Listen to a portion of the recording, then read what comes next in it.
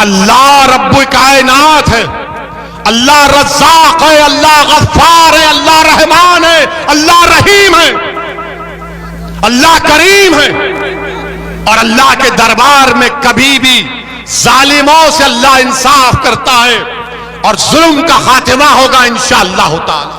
اللہ ہمارے لیے کافی ہے۔ حسبنا اللہ و نعم الوکیل، حسبنا اللہ و نعم الوکیل و نعم المولا و نعم النصیر۔ ڈرنے اور گھبرانے کی ضرورت نہیں ہے۔ اور ایک بات میری یاد رکھو کہ جو ظلم کرتا ہے نا وہ ظالم ختم ہو جاتا ہے۔ فرعون تھا نا، فرعون معلوم کون تھا آپ کو؟ فرعون ایک بادشاہ تھا، ظلم کرتا تھا اور اپنے آپ کو خدا کہتا تھا۔ تو اللہ نے حضرت موسیٰ کو اس کی طرف بھیجا اور اس کے دربار میں، فرعون کے دربار میں غریب لڑکی تھی، بہت غریب تھی، جھوپڑی میں رہتی تھی۔ اس کا کام یہ تھا کہ فرعون کے بیٹی کے بالوں کو کنگھی کیا جائے۔ اور ایک دن جب وہ فرعون کے محل میں بادشاہ کی بیٹی کے بالوں میں کنگھی کر رہی تھی تو کنگھی نیچے گر گئی۔ اس نے جھک کر اٹھایا اور کہا کہ میرا رب وہ ہے جو موسیٰ اور ہارون کا رب ہے، کہ رب موسیٰ اور ہارون، میرا رب وہ ہے جو اللہ ہے۔ اس نے کہا تو بادشاہ کی بیٹی نے کہا کہ تو میرے باپ کو خدا نہیں مانتی؟ تو اس نے کہا نہیں، میں اس کو خدا مانتی ہوں جو تیرے باپ کا اور تیرا اور میرا وہ اللہ ہے، میں اس کو اپنا رب مانتی ہوں۔ اس نے جا کر اپنے باپ سے کہا کہ ایک کنیز ہے کام کرنے والی جو میرے بالوں میں کنگا کرتی، وہ تجھ کو خدا نہیں مانتی۔ فرعون نے اس کو اپنے دربار میں بلایا۔ اس کے دو بچے تھے، ایک شیرخوار بچہ تھا اور ایک 10-11 سال کا بچہ تھا۔ دو روایتیں ہیں۔ ایک روایت میں آیا کہ فرعون نے کہا کہ کیا تو مجھے خدا نہیں مانتی؟ تو اس نے کہا نہیں، میں اس کو مانتی ہوں جو تیرا بھی رب ہے اور میرا بھی رب ہے، وہ اللہ ہے۔ اس نے کہا دیکھ، میں ایک بڑا تانبے کا برتن لایا، اس میں تیل ڈالا اور اس کو خوب جلایا اور کہا کہ اگر نہیں مانے گی مجھے خدا تو تیرے بیٹے کو اس میں ڈال دوں گا، تیرے 10 سال کے بیٹے کو۔ اس نے کہا کہ میں تب بھی تجھے اپنا رب نہیں مانوں گی، میرا رب وہ ہے جو تجھے اور مجھے اور ساری کائنات کو بنایا اللہ۔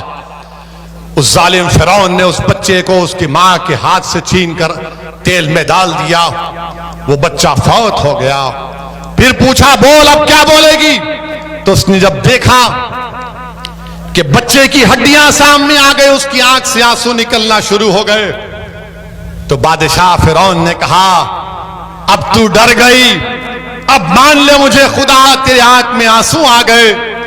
تو اس لڑکی نے کہا کہ میرے آنکھ میں آنسو میرے بچے کی موت کی وجہ سے نہیں یا تیری خوف کی وجہ سے نہیں، میرے آنکھ میں آنسو صرف اس لیے آئے کہ اللہ مجھے ایک ہی جان دیا اپنے دین پر قربان کرنے کے لیے۔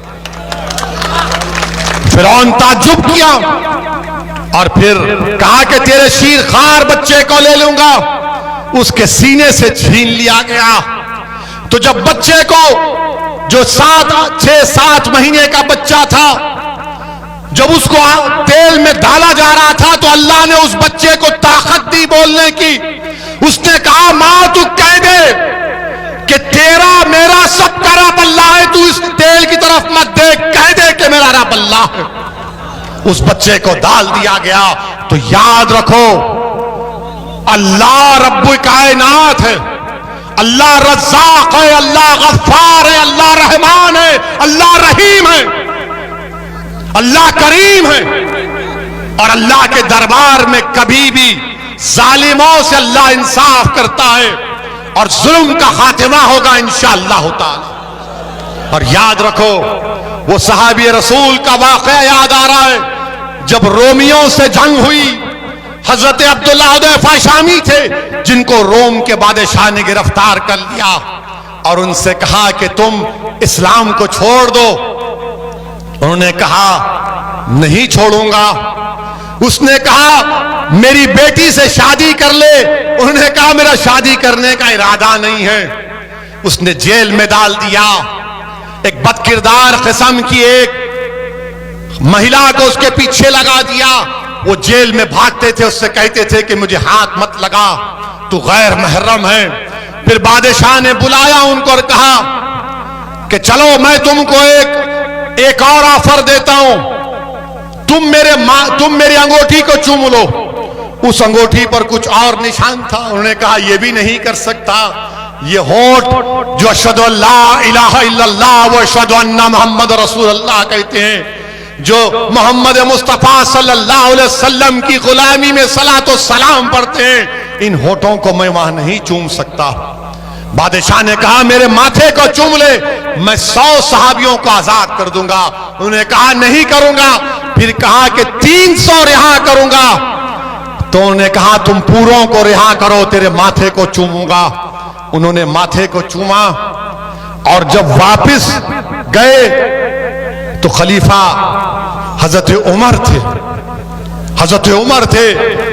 حضرت عمر نے آگے بڑھ کر حضرت عبداللہ حذیفہ کی پیشانی کو چوما. اور یہ وہ جو فرعون کی دربار کا واقعہ ہے, جب شب معراج میں اللہ کے رسول صلی اللہ علیہ وسلم سفر معراج پر جا رہے تھے, تو ایک پہاڑی میں آقا دو عالم صلی اللہ علیہ وسلم کو اچھی خوشبو آئی. تو جبرائیل سے پوچھا یہ کون ہے؟ تو کہا یہ وہ لڑکی ہے جس نے فرعون کے دربار میں اپنی اولاد کو قربان کر دیا اور کہا کہ تو میرا خدا نہیں ہے, اللہ میرا رب. میرے عزیز دوستوں اور بزرگوں, ہمت اور حوصلے کو برقرار رکھو.